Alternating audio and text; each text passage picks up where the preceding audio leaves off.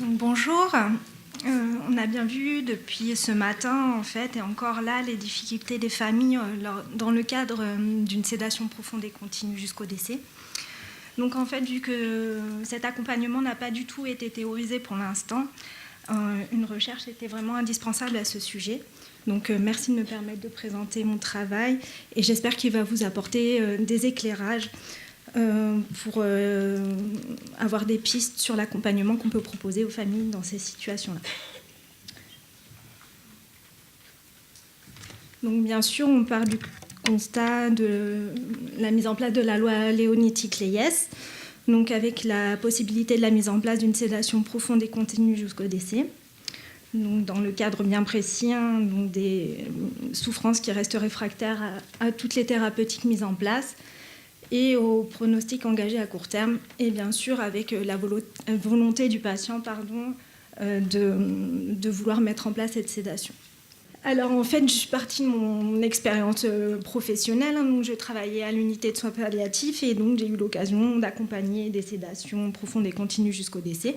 Et en fait, le constat que j'ai pu faire surtout, c'était lorsqu'il y avait un temps d'endormissement qui était plutôt solennel, en fait vraiment un endormissement rapide, où il y a un temps de leur revoir, ça laissait quand même à la famille une sensation de mort imminente.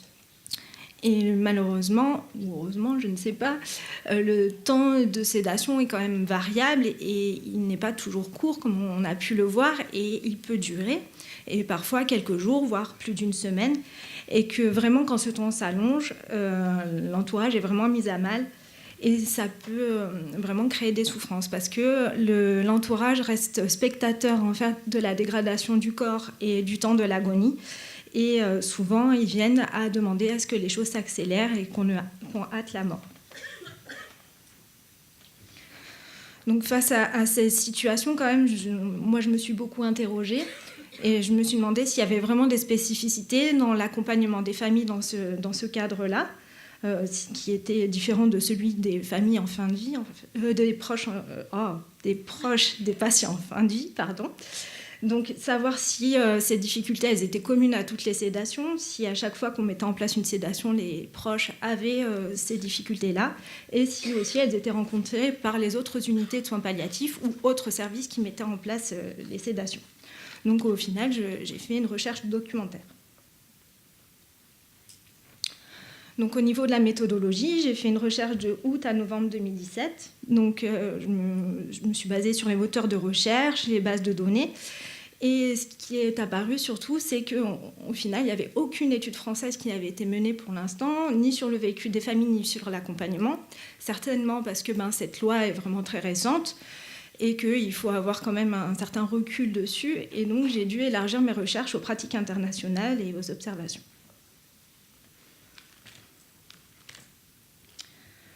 Donc, pour vraiment diriger ma recherche, d'abord, on se rend compte quand même qu'à l'international, la culture et le cadre législatif est vraiment différent en fonction par rapport à la sédation, en fait. La sédation profonde et continue, jusqu'au décès, c'est typiquement français, comme c'est légiféré.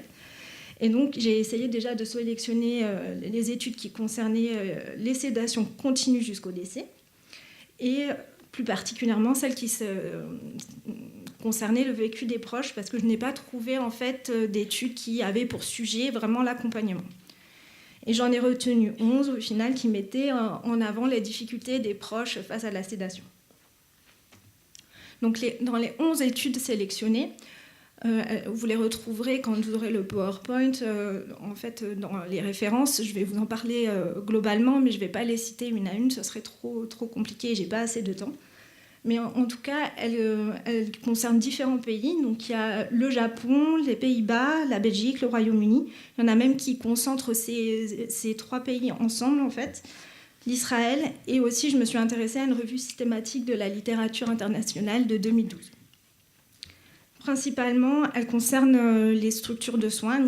Moi, je n'ai pas relevé d'études qui étudient le domicile. Donc, c'est principalement les hôpitaux, les hospices, les maisons de soins.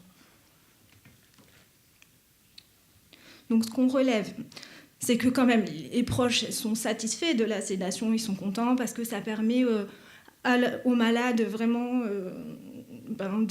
pour eux mourir dans la dignité, paisiblement. mais quand même, ils notent des préoccupations tout au long de la sédation. Donc, tout d'abord, ils expriment des émotions négatives, donc principalement des préoccupations, la culpabilité, l'impuissance, l'épuisement émotionnel. Et surtout, on note qu'il y a 25% des proches en situation de détresse émotionnelle élevée, ce qui fait quand même beaucoup. Donc, dans ces préoccupations, on relève que les déterminants de la détresse sont sur 3 grands axes. Donc, le premier, le but de la sédation, c'est un axe que je n'ai pas trop développé, mais par contre, les 2 suivants, oui. Donc, il y a ce qui concerne le bien-être des patients et le bien-être des proches eux-mêmes. On va les détailler après. En tout cas, ce qu'on relève, c'est que plus de 50% quand même des proches expriment des inquiétudes pendant le temps de la sédation, surtout si celui-ci est supérieur à 46 heures. En dessous, elles sont moins présentes et carrément, elles sont absentes si la sédation est inférieure à 19 heures. Et on note surtout que ces préoccupations, elles augmentent avec le temps de la sédation, la durée. Donc, par rapport au bien-être des patients, en fait, les sources de détresse sont vraiment liées à, en premier lieu, la diminution insuffisante des symptômes. On va mettre en place la sédation, mais les patients ont toujours des symptômes présents, et donc ça crée vraiment de la détresse chez les proches. Le manque d'information et le manque de préparation au changement, et le sentiment de diminuer le temps de vie. En fait, je me suis intéressée à une étude qui, elle, compare donc, les 3 pays. Et surtout, dans cette étude, ils ont voulu mettre en avant les différents facteurs de la détresse, mais aussi ce que les différents acteurs, donc proches, soignants, médecins, ont pu mettre en place pour diminuer cette détresse.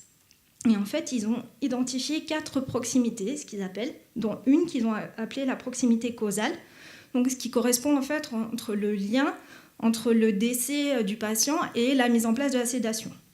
Donc là, ils remarquent qu'il y a vraiment souffrance importante quand le décès survient très peu de temps après la mise en place. C'est ce qu'on disait, par exemple, aux souffrances des soignants dans le fait de faire le geste d'injecter et d'avoir l'impression de tuer le patient, c'est la même chose pour le proche qui, quand le décès arrive très vite après, on a eu l'impression que ça a causé le décès. Donc là, on vient bien sûr interroger l'intentionnalité de la mise en place de la sédation. Et en fait, comme moyen de protection, ils amènent vraiment que c'est très important de faire la différence, comme on a vu ce matin, entre sédation et euthanasie. Donc vraiment l'intentionnalité. Par rapport au bien-être des proches eux-mêmes, donc ce qui les concerne personnellement, donc c'est l'incapacité à communiquer avec le malade. Donc on en a parlé un petit peu avec le témoignage ce matin, ce qui est très difficile pour les familles. Et la durée trop longue de la sédation. Donc, par rapport à cette durée trop longue, ça va être lié essentiellement à l'épuisement, la privation de sommeil et au vécu insupportable de voir le patient mourir. Quand on développe ce point-là, en fait, on se rend compte que la confrontation à l'altération physique du patient, c'est ça vraiment qui les met à mal, voir le patient se dégrader. Et bien sûr, ça augmente avec la durée de la sédation, parce que plus le temps de la sédation dure, plus la dégradation est importante et plus les familles souffrent. Donc, ils ont surtout aussi le sentiment que rien ne peut les préparer à une telle chose, même si les informations ont été suffisantes. En fait, nous, soignants, encore plus en soins palliatifs, on est confrontés à la mort quand même régulièrement. On connaît les signes de l'agonie, de la dégradation du corps, mais pour certains proches, peut-être que ça va être la première personne qu'ils vont voir se dégrader, la première personne qu'ils vont voir mourir, et ils sont incapables de s'imaginer comment ça peut être. Et qu'on aura beau expliquer tout ce qu'on veut, leur représentation, elle n'est pas là. Donc vraiment, ça va être très difficile pour eux. Dans l'étude dont je vous ai parlé juste avant, donc dans les proximités identifiées, cette étude identifie 2 autres proximités, la proximité émotionnelle et la proximité physique. Concernant donc les proches, la proximité émotionnelle, elle est évidente. Il y a le lien du proche, c'est l'être aimé à côté. Donc, ils expliquent qu'il n'y a vraiment aucun moyen de protection. Ce lien-là, on ne va pas le retirer, on l'a créé depuis peut-être notre naissance et c'est compliqué de l'enlever. Donc, ce qui peut arriver, comme un exemple ce matin, par exemple, le CHU de Nîmes nous a présenté, les filles, au final, il y en a une qui est partie en croisière et l'autre, elle ne pouvait plus du tout rentrer dans la chambre. Donc, ce serait un moyen, au final, de couper ce lien un peu émotionnel et mettre à distance. Et aussi, il y a la proximité physique, donc on est un peu, ça va de pair. Quand le soulagement des symptômes en fait, est fait correctement, c'est plus facile pour les familles et il y a moins de déstress. Par contre, s'il y a toujours des symptômes qui sont présents, elles vont être en souffrance. Par exemple, il y avait un proche qui témoignait des râles de fin de vie, par exemple, qui étaient malgré tout présents pendant le temps de la sédation. Et pour lui, ça lui créait vraiment de grandes souffrances.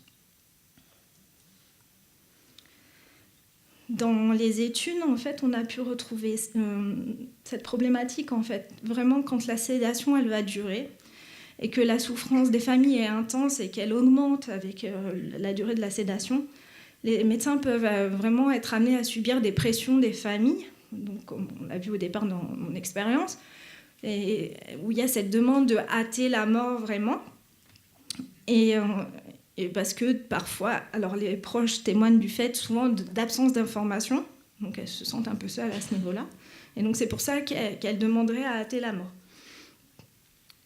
En tout cas, dans ces études-là aussi apparaît que des fois, les médecins en fait vont même jusqu'à hâter la mort, mais pas seulement parce que les familles auront fait pression, mais tout simplement parce qu'ils ont constaté en fait la souffrance de la famille, et même sans pression de leur part, pour mettre fin à la souffrance de la famille, ils vont hâter la mort du patient.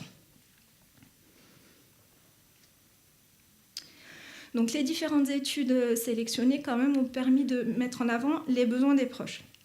Donc il y a le besoin d'être informé, le besoin de dire des choses importantes aux patients, d'être impliqué dans la décision de sédation, de se préparer au décès, de participer aux soins et le besoin d'écoute et d'attention. Quand on regarde ces besoins, au final, on se rend compte que quand même, ils sont très semblables à ceux des proches des patients en fin de vie. Donc, pourquoi, dans le cadre de la sédation, on saurait moins bien accompagner les gens, au final, que dans le cadre de la fin de vie? Pourquoi ça pose plus de difficultés? Pourquoi, moi, je me suis retrouvée face à des familles où j'avais l'impression qu'elles étaient plus en souffrance?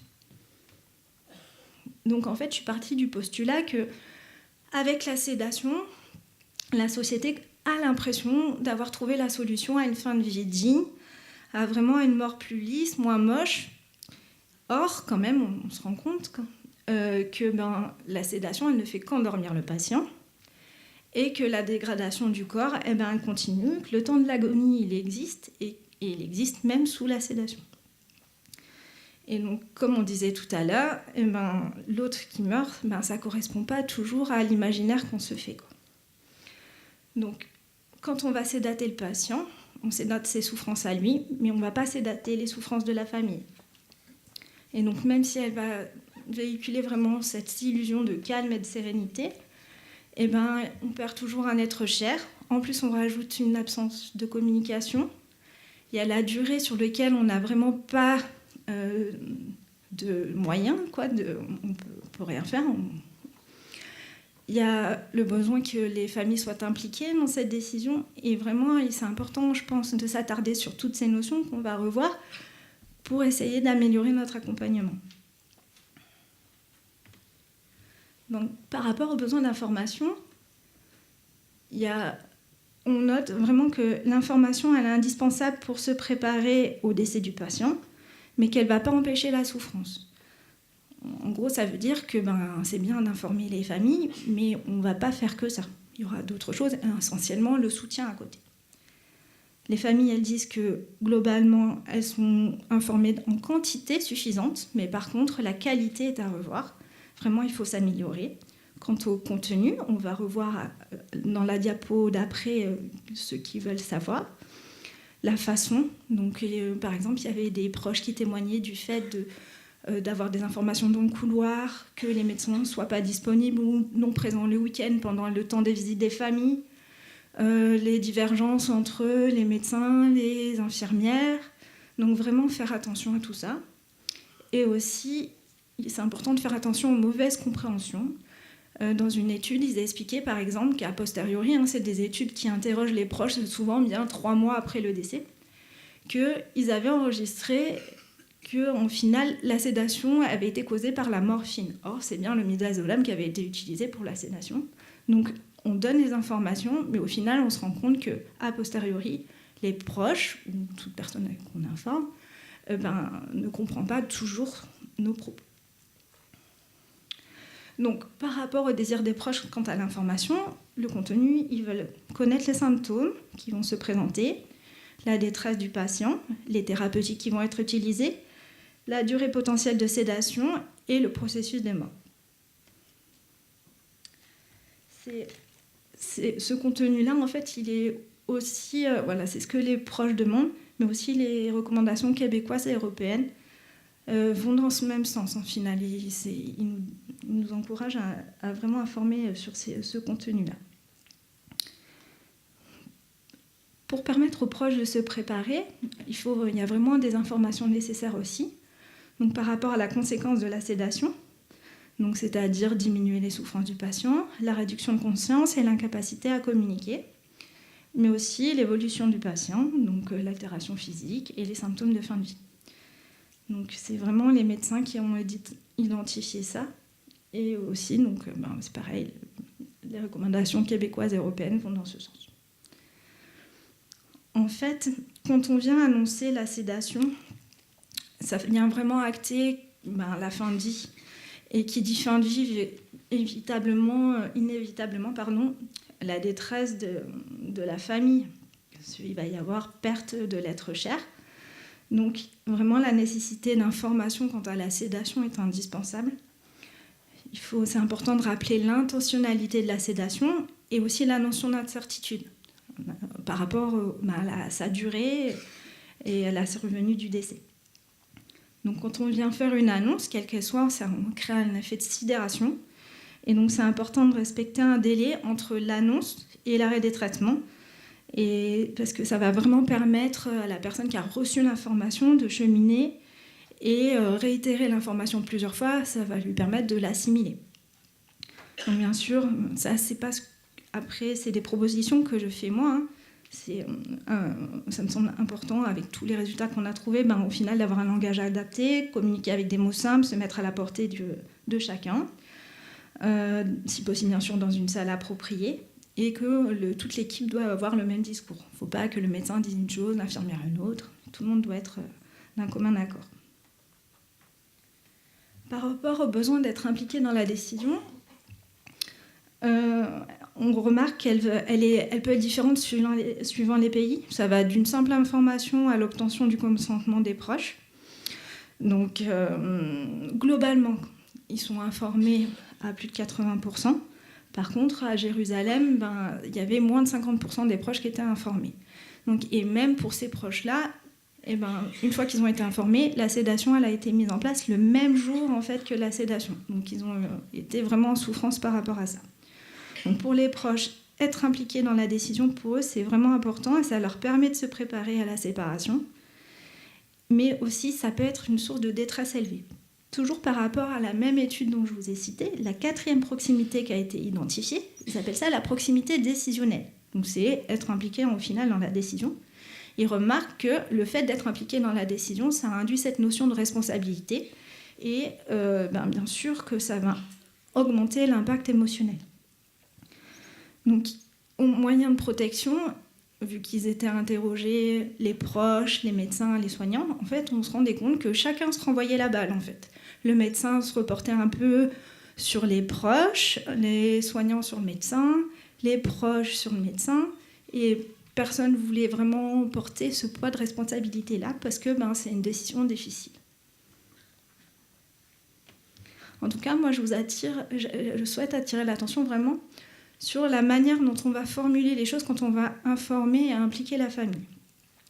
Moi, mon expérience, en tout cas, dans les services, c'est que parfois, en fait, les échanges qu'on va avoir autour de la décision, en fait, quand on va informer, on va laisser penser à la famille qu'elle a un choix à faire. Et or, ce choix-là, il dépend pas de la famille. On vient chercher vraiment leur avis, au pire, ce que le patient aurait souhaité si jamais il n'était pas conscient.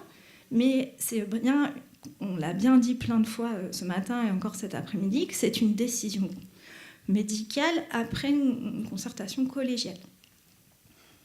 Donc il faut vraiment faire attention dans la manière dont on va formuler les choses. Par rapport au temps de l'enrevoir, en fait, il y a une étude qui a comparé 3 pays et les choses se passent vraiment de façon différente, en tout cas de façon globale. Le temps de l'enrevoir, il est vraiment nécessaire pour se préparer au décès et globalement, on voit qu'il a été possible dans 66% des cas, donc quand même assez fréquemment. En tout cas, dans l'étude proposée, là, il va y avoir la Belgique et les Pays-Bas qui, eux, ont plutôt un temps d'endormissement rapide, avec un temps de le revoir assez solennel.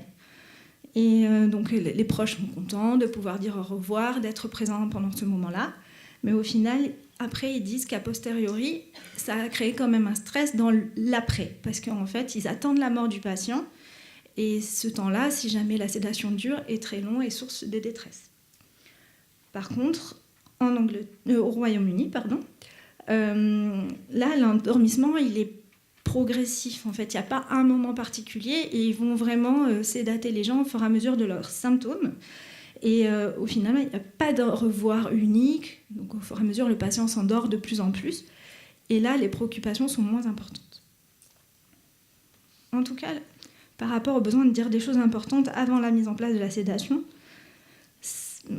on remarque que c'est important parce que la sédation, on l'a déjà dit aussi ce matin, au final, le patient il meurt une première fois, c'est une mort sociale, il n'y a plus de communication. Et donc ce temps de le revoir, il paraît vraiment indispensable pour avoir ce temps de partage. C'est un moment de tendresse et voilà, où des choses se disent, donc c'est important qu'il puisse se faire en tout cas. Les recommandations de la SFAP, on voit que justement, si il n'y a pas de symptômes aigus, on peut se permettre de faire une titration un peu plus longue, avec un temps d'endormissement un peu plus long. Donc pourquoi pas. Après, est-ce qu'il y a une bonne façon de faire ? Est-ce qu'il faut endormir les gens d'un coup ? Ou sinon, vraiment que ce soit progressif ? Je ne suis pas sûre qu'il y ait de réponse à cette question. Je pense que c'est important de s'adapter à chaque patient, à chaque famille, à chaque histoire, et vraiment de prendre chaque cas particulier. Après, par rapport au besoin de participer aux soins. Le taux de participation, en fait, on voit il a été variable de 17 à 88%, donc c'est vraiment un grand écart. Mais en tout cas, les familles expriment que ça leur a vraiment permis de se sentir utile et de communiquer autrement avec le patient. Et c'est aussi pour eux un critère de satisfaction vis-à-vis de la sédation. C'est-à-dire que quand ils ont dit que la sédation c'était bien, c'est aussi parce qu'ils ont pu participer aux soins. Donc, participer aux soins, ça participe au confort du patient et c'est important pour le processus de deuil. Ça permet aussi une place de partenaire pour ne pas se sentir aussi dépossédé du patient. C'est dans le sens où, par exemple, les proches qui vont aider à la toilette déjà à la maison ou même des fois pendant l'hospitalisation, tout d'un coup, parce qu'il y aurait sédation, ils ne pourraient plus rien faire. Pourquoi ? Donc, leur permettre d'avoir toujours cette place-là, ça paraît important, en tout cas s'ils ont envie de le faire. Les recommandations européennes et québécoises, elles vont dans ce sens-là. Elles conseillent bien sûr des soins simples, comme la toilette, les soins de bouche, les massages. Et bien sûr, on fait ça en fonction des capacités de chacun, de faire, de voir et de ce qu'ils veulent. Comme au niveau de la participation des soins, je n'avais pas beaucoup d'éléments, je suis allée chercher à côté. Et je me suis intéressée à une revue de la littérature française, donc sur faut-il faire participer les familles en soins en réanimation. En fait, je trouvais que c'était un bon parallèle parce que, justement, en réanimation, les gens peuvent être sédatés. Donc, eux, ils ont mis en avant certaines choses. Donc, que la participation des familles, ça améliore la compréhension de la situation. Ça permet la création du lien de confiance avec l'équipe soignante. Mais aussi, ça a ses limites. Il faut faire attention que vraiment les familles, elles ne s'épuisent pas. Parce que si elles s'obligent à être présentes de façon continue, en fait, pour par exemple faire la toilette tous les jours, elles vont quand même s'épuiser et puis elles vont culpabiliser si elles ne vont pas pouvoir être présentes. Et sinon aussi, il peut y avoir ce sentiment de culpabilité si jamais il se passait quelque chose pendant ce soin. Si jamais le patient décède ou il y a un symptôme particulier qui apparaît ou un événement particulier. Voilà, c'est pour ça que cette participation aux soins, elle est importante, mais elle doit être accompagnée. En dernier lieu, il y a le soutien. En fait, les familles font remonter vraiment que ça permet de rendre plus supportable le temps avant la mort, pendant la sédation. Par contre, ils mettent en avant qu'il y a vraiment des critères à améliorer, comme la compassion, l'écoute et l'attention. Et pour eux, si jamais ces critères-là ne sont pas présents, en fait, il y a vraiment un risque de détresse élevé chez les proches. En fait,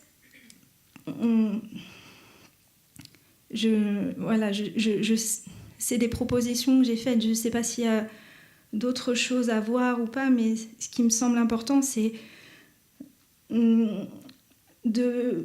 d'ouvrir au final aux proches tout un tas de possibilités, que ce soit la participation aux soins, de pouvoir communiquer autrement, par le toucher, participer au massage, d'être là pour eux. Mais il n'y a pas... tout n'est pas obligatoirement fait, quoi. Il faut laisser aussi la possibilité aux familles de s'approprier les choses.